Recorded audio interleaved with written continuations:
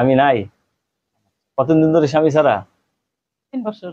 3 বছর ধরে স্বামী ছাড়া। এখন কি নতুন করে বিয়ে বসবেন? হ্যাঁ, নতুন করে বিয়ে করব। ছেলে যে বয়সের কোনো সমস্যা হবে না তো? না, ছেলে মেয়ে আছে আপনার?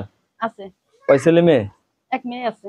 আচ্ছা, এখন বিয়ে বসতে চাচ্ছেন, বিয়ে বসলে অন্য কোনো সমস্যা হবে না তো? না, ফ্যামিলিতে তো কোনো সমস্যা হবে না। সবাই মেনে নেবে? হ্যাঁ, আমি মেনে নিলে সব মেনে নেবে। আপনি মেনে নিলে সব মেনে নেবে? অনেকের বউ মারা গেছে, বউ চলে গেছে, আর যদি আপনাকে তার বিয়ে সাথে করতে তো বিয়ে বসবো। তার সাথেই বসবেন? হ্যাঁ, তাদের কথা শোনার সাথে সাথে মনে কেমন জানি ছাত করে ভালোবাসার আগুন জ্বলে উঠলো। হ্যাঁ, তা তো চলবেই। এত ভালো লাগে বয়স্ক লোকদের? ভালো লাগে খুব বয়স্ক লোকের। খুব ভালো লাগে। আচ্ছা, এখন তিন বয়সের ছেলে গেছে, বয়স্ক লোকের অনেক না? আচ্ছা, অনেক ভালোবাসার ভালোবাসার গভীরতা। ভালোবাসার গভীরতা।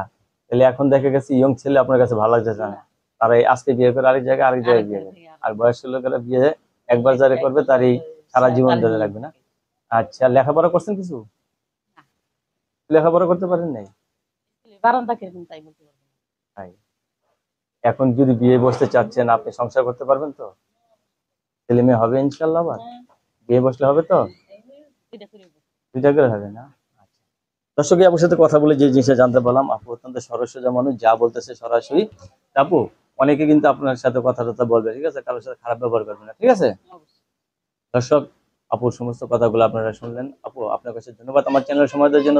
পরবর্তী একটি মেয়ের ভিডিওর জন্য অবশ্যই